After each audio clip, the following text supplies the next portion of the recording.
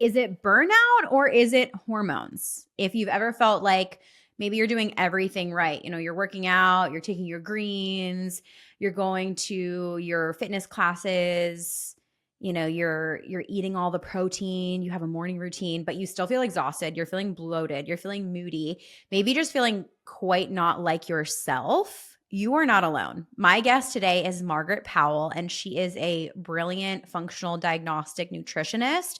She specializes in helping women 35 and up. So I loved this conversation. She helps them navigate the confusing, frustrating, and honestly under-discussed seasons of life, and specifically perimenopause. She's built a thriving practice helping women decode their symptoms, understand the hormonal shifts that are happening in their bodies, and create personalized root cause solutions that actually work. She doesn't just do Band-Aid fixes or generic advice. Her approach is all about data, lab testing, and empowering women to feel in control of their health again. And today's conversation was really good. It was really juicy. There were so many little golden nuggets. I really want you to listen through this and pull out the things that you needed the most, because she talks a lot about some fluffy things out in the world that we think really make health, right? More to-dos, more things to do. Make sure you get your 10K steps. Make sure you're eating your protein. And yes, we do talk about some of these practical things, but she gives a lot of permission to start taking things off of your plate, start addressing some of your stress levels, all the things that you uniquely have on your plate at this age. Raising kids, helping parents, maybe that are aging, careers, maybe career shifts, all of those things. If you have been feeling off, you're over 35, you can't quite explain it, you're trying to figure out how you can feel your best, instead of just subscribing to this idea that as we get older, this is just what it is, then this episode is for you. It's going to change the game. Let's dive in. Welcome to the Trust Issues Podcast, the show where we question everything society tells us about how to live, work, eat, and be. I'm Erica Auckland, a mom, entrepreneur, and advocate for living life on your own terms. Here we challenge the status quo, from the food we feed our families to the way that we build wealth and well-being. You'll hear unfiltered conversations with everyone from farmers, financial experts, and everyday people who are doing life differently, all with one goal: to help you live healthier, freer, and more abundant. If you've ever felt like there's more to life than following the crowd, you're in the right place. Let's get into it. Margaret Powell, welcome to the Trust Issues Podcast. Thank you. I'm excited to be here. Thanks for having me. I'm very excited to chat with you today. Number one, because I am over 35 and I have a lot of 35 plus women who pop up in my DMs and ask questions, and they're like, Erica, things are changing, or I want to have more babies. My hormones are in different places than they were, say, when I was in my, late 20s, early 30s. And this is totally your realm. And so I'm excited to dig in with you, because I think this is a conversation not covered enough. So let's get straight into it. What are some of the common signs of hormonal imbalance in women who are over 35 that maybe they are ignoring, or they're misattributing it to something else? Like, it's just stress, or I'm just getting older. Yeah, I love that. That's a great question. I would say that, first of all, I feel like a lot of women in that 35 plus age group are just juggling so many different things. Like you mentioned, some women are thinking about growing their family and having more kids. Or I know for you, you're in the thick of young kids and juggling nap times and sleep schedules and what are we eating for our next snack and trying to keep your house clean and just whatever, right? And then there's also, I'm 38. I'm done in that stage of parenting, but now I'm navigating, like, I have a child going to middle school next year, which is crazy. And, a lot of people in this age group are navigating aging parents and careers. And it's just a very full season of life if you're 35, 40 plus. And I noticed in myself, and also in the clients we work with, and just women in general, we have so much going on and we're so busy that we're not doing enough time to drop into our body and even notice the shifts that are happening. you'll hear things like, oh, you're tired because you're a mom. You didn't get enough sleep, right? And that is true. Like if you're raising little kids and you're, you know, breastfeeding and, have a baby in your bed and you're in that stage, like you're potentially not getting enough sleep, right? Which does affect how you feel day to day. But what it usually starts out with for women when their hormones kind of start to shift in the 35 plus age group is like your period starts changing. That's a big one.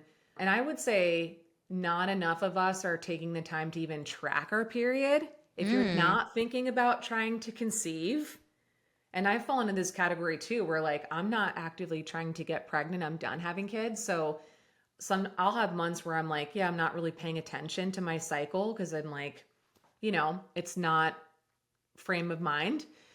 But I would say for a lot of women, it's like period changing. Either it's heavier than it traditionally was, or you're getting it more frequently than you used to. So maybe you used to go like 28 days, 30 days between your period. And now you're noticing, oh, I'm getting it like every 24 days or every 22 days. Or you have spotting that happens for 2 or 3 days before your period. What I seem to notice for a lot of women with hormone issues is like that week leading up to the period too is really symptomatic. You're more moody, you're more snappy with your kids, you're less patient, you might be more anxious, your sleep's more disrupted where you wake up at 3 a.m. and you can't fall back asleep. Another thing I'll notice too is like brain fog complaints, midday energy crashes where you're just like, "Oh, I could really go for a cold brew right now, you know? Weight gain is a big common complaint. And that's something that I've had to navigate after 35, where like what worked in my 20s to manage my weight and the Mhm. size that I was comfortable in doesn't work anymore, you know? And there's that balance of like being comfortable with my body changing, but also acknowledging like what's healthy and what's not in terms of weight gain and where is that weight coming on, because there is an aspect of weight gain especially in the midsection that metabolically is not healthy to have a lot of fat in our midsection as women. It's just the Mhm. truth, whether or not Mhm. you're okay with it. It's the truth. So There is so much to unpack here. I'm like, my squirrel brain is like, "Da, da, da, da, da." I want to talk about all the things. But I think the first thing to tackle is some of these things that I think are external, because I think a lot yeah. of people are more aware of them. Like you said, maybe their pants aren't buttoning the same because they are packing on some more pounds around their midsection, right? Maybe they're noticing, oh, I really am reaching for more energy drinks or more coffees during the day because my energy just crashed. So when it comes to the weight gain thing, let's talk about that first, Yeah. because I think that's probably the first thing that I will hear women say is like, well, I'm older now. My metabolism just doesn't work the same. So, I personally love following you. Everyone who's listening, you need to go follow Margaret, because I love when you post just some of your day to day, like, see you working out with kettlebells in your living room, like stuff like that. I think is just so basic and like ground level, but Yeah. maybe a lot of people don't realize actually the benefits of some of these like micro habits that you have that are, you're living what you teach. So I'd love to talk about, okay, if someone is starting to feel like they're gaining weight, midsection starting to grow a little bit, they're not comfortable in their clothes, what are some things that they can start to do that will be hormonally supportive of them, you know, appreciating the changes, but making sure Yeah. that they're giving their body what it needs. Yeah, that's a really good question. I also will say before I like dive into that is, there the different shifts and changes that are happening. Yes, there is a part of it of like, yes, as you're aging and your hormones start to decline, and your ovaries are not sending the communication to produce the hormones the same way it did when you were 20 or 25 even, right? You know, I read somewhere that starting at age 35, your progesterone production declines by like 50% over the next, or 50% over the next 7 years. And for Wow. some women, that starts even before 35. I actually would say that if you have the history of hormonal birth control too, like me, I was on it for 10 years. I know, Uh, yeah, you shared that too. I think those of us that did that at a young age are potentially at more risk of those hormonal shifts happening sooner. And so I do feel like we have to work a little harder to support ourselves because like that did not set us up for success, you know? And so all those different symptoms and things could be signs that, you know, your thyroid's not working the way that it should, or that there's insulin resistance going on behind the scenes, gut issues. They're kind of your body's whispers to do some deeper level investigating. But on a day-to-day surface level, in terms of like, all right, if I'm just getting started on trying to get my body back on track, the number one thing that I see women really missing is they're not eating enough, period. A lot of under eating, a lot of just like picking those, they're considered healthy options, right? Like the protein powders, the different bars that are out there, you know, the pre-made meals, which I'll be fully transparent. I'm getting a box of Factor meals delivered to my doorstep today, you know? We rely on those things periodically as well. I order one box a month and we eat some of them and some of them go in the freezer for like the moment when you're like, I don't know what the heck we're eating for dinner. Pull out a Factor meal, right? Relatable. Yeah. But we see like a lot of under eating and just focusing on things like salads versus nourishing root vegetables and mineral rich, you know, foods and real fruits.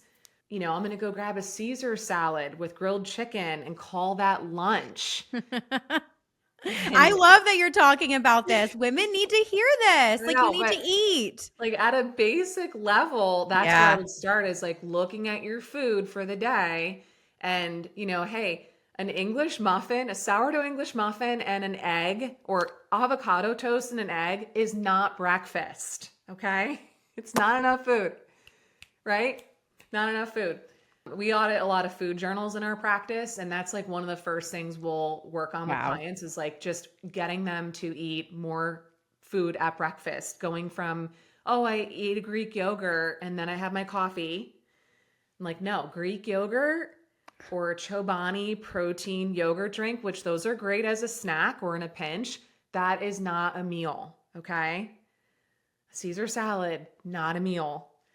And I'm seeing just a lot of under eating at breakfast and lunch. And then you hit midday, like 3-4 o'clock, and your body is like, I'm hungry. And then you're, you know, in the pantry, just eating, you know, grabbing a perfect bar, right? Perfect bars are not inherently bad for you, but if you're craving sweets and sugar, or one of the things I'll see too is as a result of under eating during the day, a lot of women, they get their kids to bed. They clock out from the day. They sit on the couch, and we do this. We allow one show a night. We pick one episode a night of a show we watch. The TV's off by like 9:30. Yeah, love it. Same. You know, and all the lights are dim, but we do like our Netflix. But what I notice is if I did not eat enough during the day, and I hear this with clients, the food noise hits hard at night. We're suddenly like 8:30, you're like, oh, I could go for a bowl of popcorn right now. You know, I could go for a treat or a snack, or I'm hungry. And that is because we're not eating enough, or we're not nourishing with good foods during the day. So I really encourage, like, get in that protein, get in the food, the you know, big meals, breakfast and lunch especially, so that you're not crashing midday. And you're not ravenous in the evening, you're not late night snacking, because that also affects your blood sugar. And we see a lot of that blood sugar roller coaster happening, especially 35 plus, when your hormones start changing. You're less sensitive to insulin. You're more prone to blood sugar issues as a result of, you know, under eating, and then add in the stress, add in the to-do list, add in the parenting, the commute to work, all of that, right? I'm like shook by everything you're saying, because it's like you're literally reading my mind.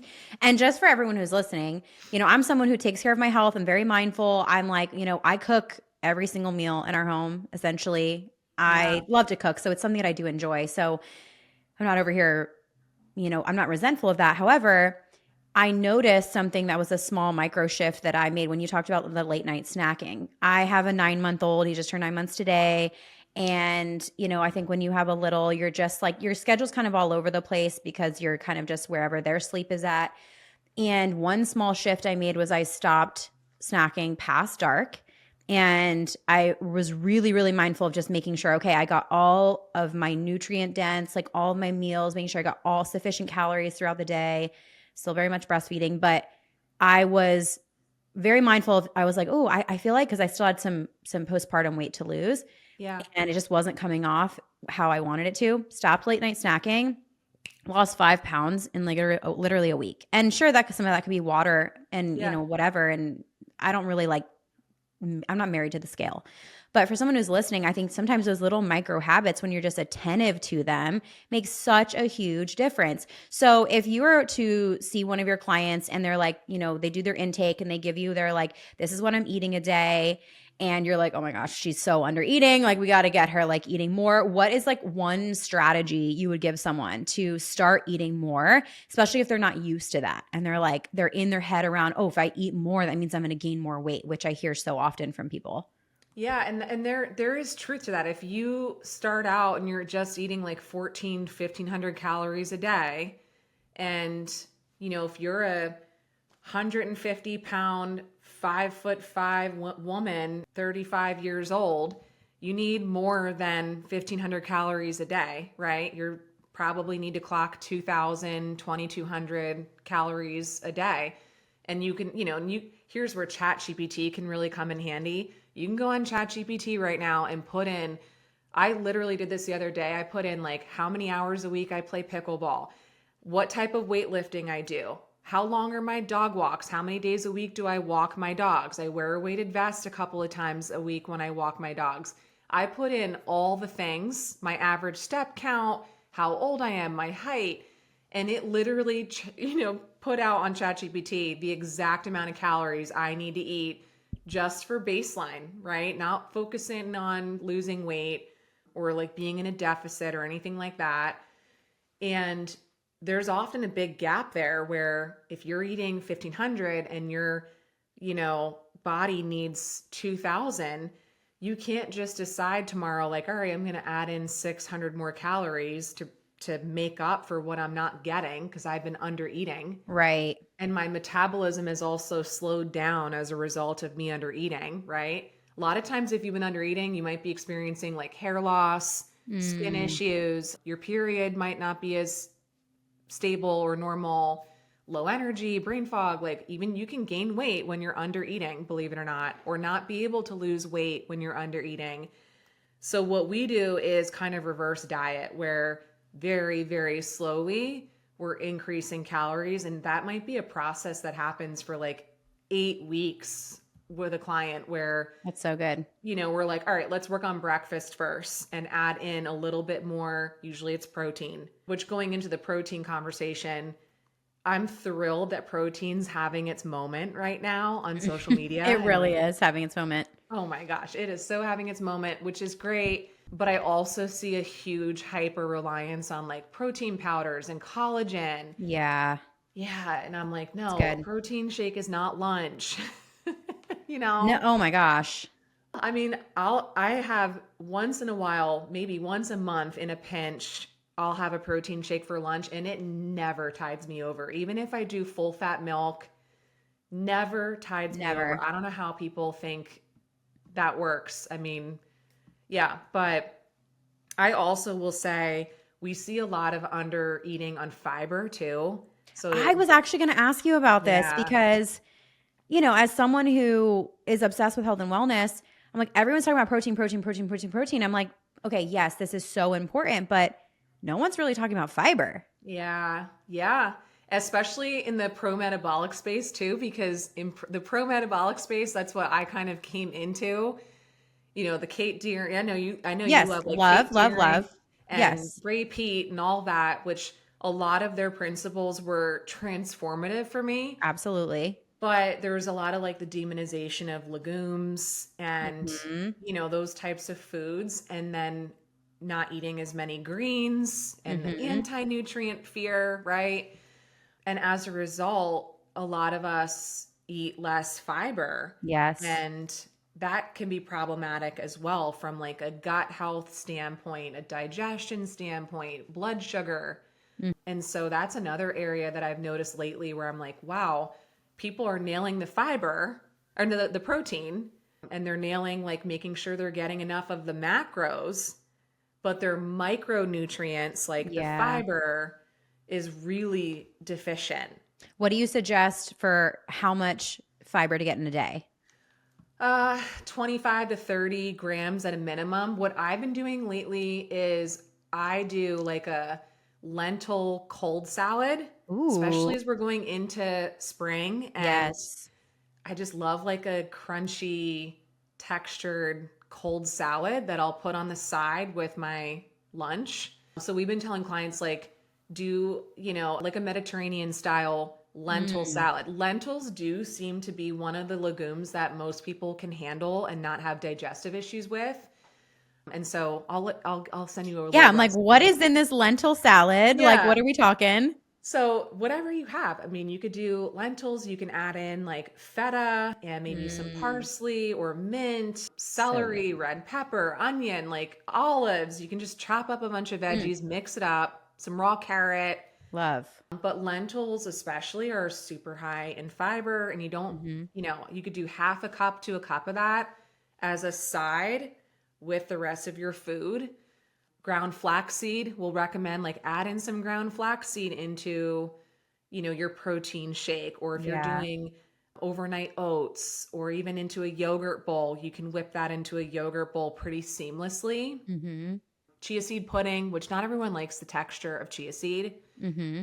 but I have on my list this week, I saw a recipe for a matcha chia seed pudding that I Okay, was you like, have I to have send to that one to try me it. too. Right? And has like a strawberry compote on top of it. So we'll see. I'm going to try it. But yeah, we see a lot of under eating on fiber as Hmm. well. I also see a big reliance on grains. And, even when you tell people like, hey, let's cut back on the gluten, there's still a lot of grains in the diet. And What so is your we, suggestion around grains? How often to eat them, how to properly prepare them? Any tips there? yeah, that's a good question. I'm not anti grains. I also am not like necessarily anti gluten, but Hmm. we do have quite a few clients that are sensitive to gluten because of just underlying leaky gut and gut issues, which we'll see that on lab testing when we do stool testing on clients. We'll see they're clearly reacting to gluten or that there's real deal leaky gut, whether that's from back to back pregnancies, history of Mm. antibiotics, stress, birth control, whatever, right? The thyroid's not working well. If your thyroid's not working well, that affects your gut.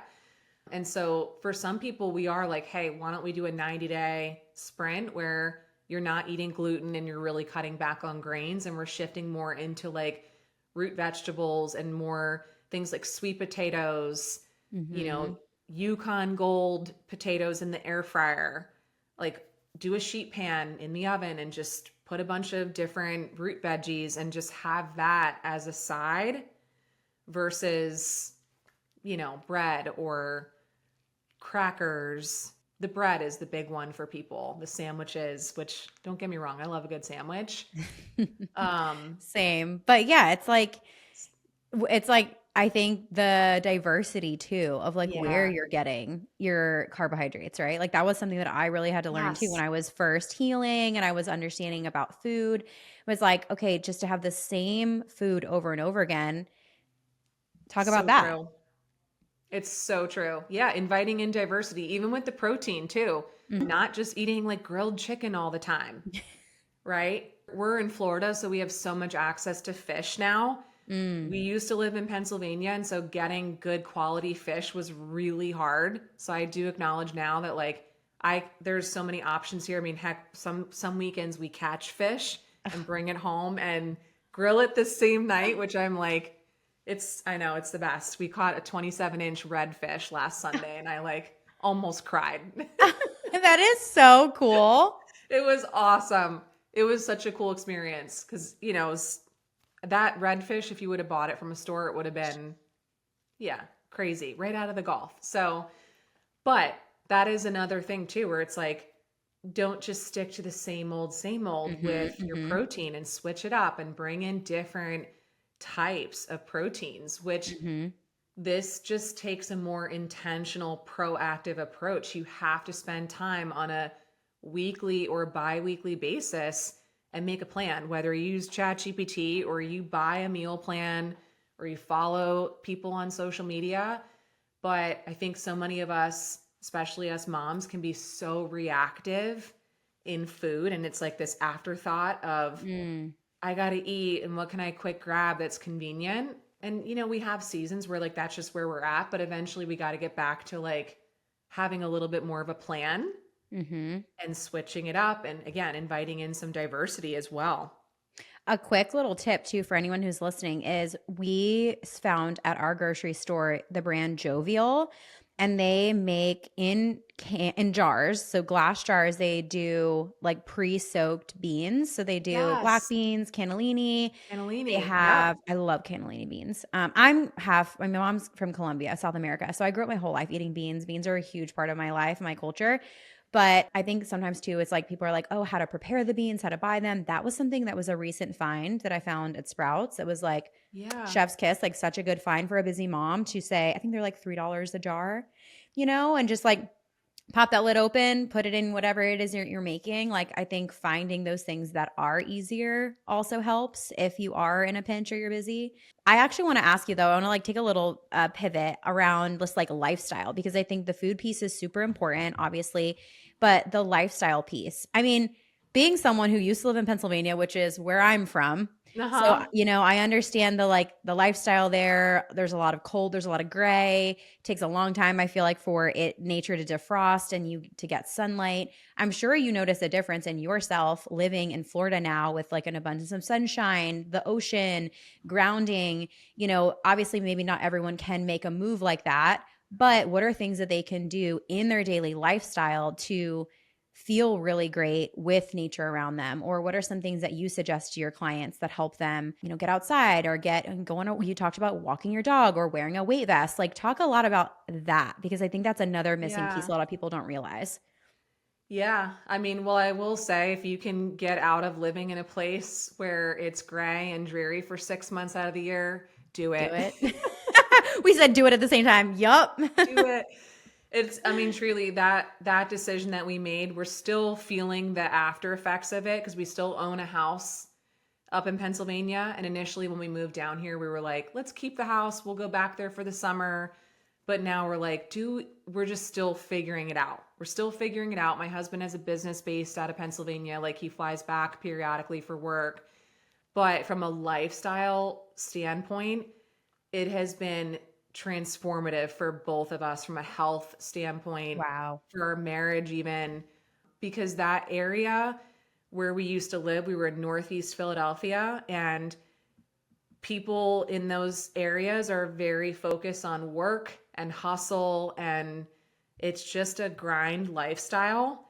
And that worked for us really well in our 20s when we were in that, like, okay, we are entrepreneurs at heart, especially my husband, and we've been involved in different businesses and we've sold businesses, and like that paved the way for us to be able to move to Florida. But Mm-hmm. now, you hit this stage of life where, especially as a mom too, I think just having kids like really made me realize that we have to slow down. And so much of this next stage, if you're in that 35, 40 plus age group, is removing out of the hustle more. Mm. And, you know, yeah, I would say working on protecting your peace and less hustle is the biggest thing. And for us, like, I'll be super transparent in me making a lot of those shifts. Like, when we were in Pennsylvania, my kids were in aftercare at school 4 to 5 days a week till 4:30. And they'd be at school from 8:15 to 4:30. I would wake up in the morning before they went to school and work for an hour on my computer. And from a income standpoint, my income has declined since we've moved because I'm unwilling to Mm. work to the level that I did.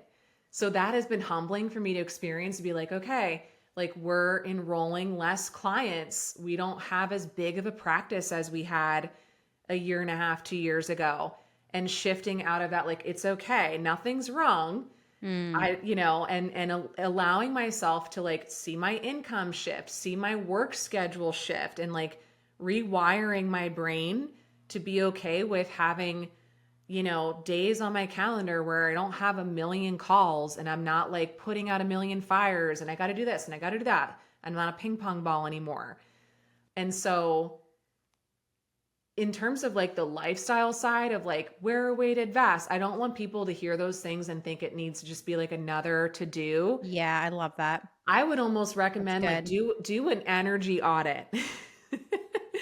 Do an energy audit. This is what I do This is good. probably once a month. Usually when I'm about to get my period, I have that kind of like, okay, what's working, what's not, audit of our schedule, of everything. Like I'll look at what are the kids enrolled in right now? Is this still working? Like my daughter's about to end her tennis. She just did like a sprint of tennis clinics. And we had the conversation last night, my husband and I, of like, all right, how did that feel? Do we want to enroll her in more tennis? Is this Mm. aligned? Like, we don't just make decisions anymore based on what our That's kids good. want or what's expected of us or what is everyone else doing. It's very focused on like, does this work with our lifestyle, how we want to feel? How do we want our weekends to feel? How do we want our evenings to feel? And protecting our peace in a totally radical way. And that has been transformative for us. And so even with like the weighted vest walks and like the, grounding and journaling and all those things, I do those things if it's from a place of peace. But I'm not going to Mm. force myself to go do that weighted vest walk with my dogs if I'm going to be like, okay, I got time to get in this 30-minute walk and then I got to go home and then I got to switch the wash and then I got to vacuum and then I got to do this. Like it has to be more from a regulated, grounded place. Hmm. Otherwise I'm like, no, I'm better off to just like go sit outside and stare at the sky for 30 minutes than do the weighted vest walk. Does that make sense? 100%. No, you are preaching to the choir here because, I recently completely shifted my career Yes, we and did too. I got to this place where I was like, wait a second. Like, what is all of this for? Like Yeah. what's the real why behind this? Also, it's the check-in. I love how you said you and your husband actually had the conversation of, okay, how did that feel? Are we going to do tennis again? I think a lot of people are missing that. They're missing those connection points. They're missing the self-awareness. They're missing their conversations with themselves. For me, it was I had my second baby and then I was like, wait a second, I don't like how all of this feels now that I have two. How is it going to feel if just piling on more and more and more? And it's like we live in this world, and you and I both coming from Pennsylvania, like I know exactly what you're talking about. But Yeah. we live in this world that is constantly telling us to do more and be more and have more, and it's never enough. And it's like, at what point do we pump the brakes ourselves and say, like, actually, I am not signing up for this anymore. Like, Yeah. I'm getting off this ride, and like, I don't want to be a part of this anymore. And I love it's you giving permission to our listeners of like, hey, maybe you don't need to go and do another HIIT class. Maybe you just need to sit in your backyard and look at the sky and like just take a minute. Take a minute. I know. And on the daily, not just like, oh, on Saturday I'll have time. Right. Every single day, take 20 minutes, 30 So good. minutes, and don't So many people school. cannot even conceptualize this, Margaret. Like I know. it's so, I know but I'm like, Yeah. I know this too. Like so many people can't even conceptualize that. I'm sorry I interrupted you, but that's so No. good. Yeah, you get it. And I will say some of this is really hard to unravel because if you're in a relationship or you have a partner or spouse, like it requires both and a lot of communication. Hmm. And honestly, for me too, it was like a lot of the changes that we've experienced came from like so much prayer of feeling So like good. I'm making so much intention to ground myself, support myself, take care of myself, be more mindful, more intentional. But my husband was very slow to the catch. And, driving a million hours a day for Mm. work and then hitting up fast food. We'd be like, what'd you eat for lunch today? I had pizza and Diet Coke. you know, You're like, "Wait. Wait, wait, yeah. And wait." just that disconnect and like having him also get on my same level of like, hey, I know we used to do it this way, but like we're actually not going to do that. And we're going to keep our home more peaceful. Like one of the things we used to do all the time as a family in Pennsylvania is we hosted all the time because we had the pool in the backyard and we had the fun house. And that became like our identity as a family of like, Wow. come to the Powells and we'll grill and everyone gets an ice cream cone, and like so many awesome memories were made with our kids and our friends and our family. But it became this like to do on the list, and I'd roll into Monday tired and burned out because I had 10 plus people in my house on a Sunday for Sunday dinner and hosting. Wow. And even with our house, like we still have a house up in the Poconos that like we used to jam pack with 2 or 3 families all the time. And it was so much fun. And I don't want to look back on that and be like, that was so much work and terrible. But acknowledging now, like I need less, I need calm, I need my weekends to be more regulating. Mhm. I don't do well when we are going from one sport to the next activity to the next thing. Neither do my kids. Mhm. And so we're just having more like family time and less to-dos as much as we can. Mhm. We still are active, and I play on a pickleball league. My husband That's does. so fun. Each kid has a thing Goals. that they do, but it's just less intense than it used to be. Yeah. And I Yeah. think that resonates for anyone who knows what it feels like to not be able to like sit still or not be able to Yes. have a clear calendar. And I will never forget the moment where I just like looked at my calendar and I was like, there's literally nothing in there. Like nothing. And it was just like, there's not a call, there's not a thing, there's not a whoa. And then you realize like what your addiction is to chaos, to busyness, to fill in the blank. And I think it's very eye opening. If you were to give a woman who is 35 plus, she's feeling all the changes in her body. She knows she has all these problems, which I think we are very good at identifying. This is Mm-hmm. wrong, this is wrong, this is wrong, this isn't going right. I don't like this.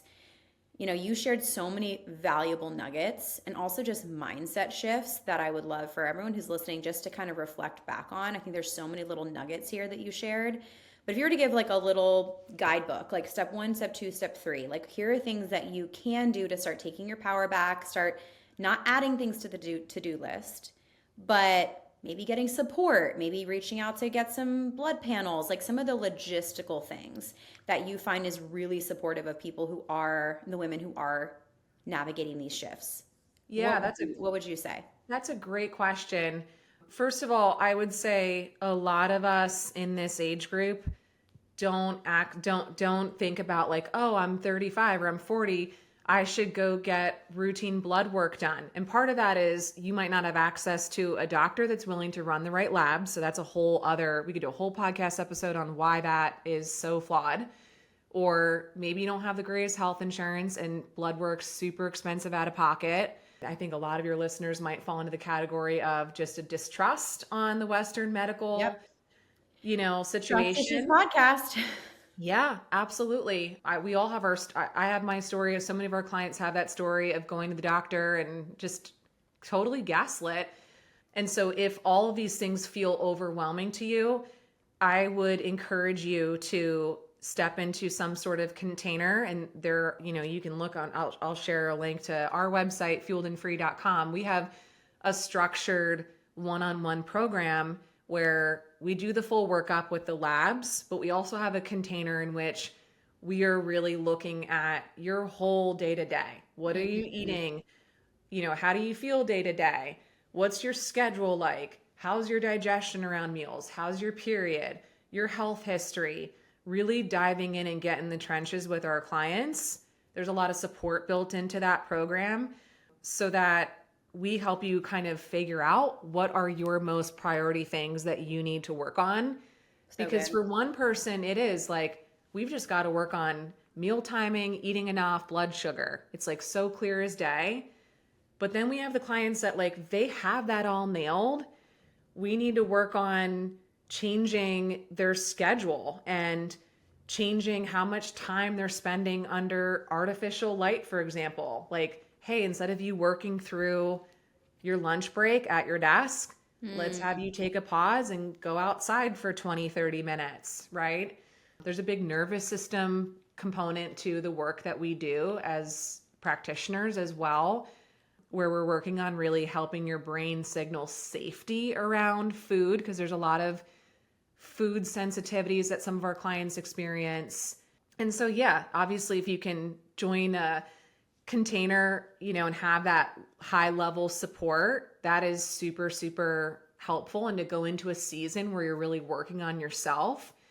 If that is not something that is in your season of life, if you're listening to this, one of the things that we did just put together was a perimenopause guide for our clients and potential clients too, that kind of walks through like, all right, where the heck do I start? And you listening, you might not identify as being in perimenopause if you're in the 35 plus age group. Maybe you're not 40, 45, and you're like, I don't have perimenopause, but really it does start in your mid to late 30s. It's not full blown perimenopause where like maybe you're not feeling night sweats and hot flashes, right?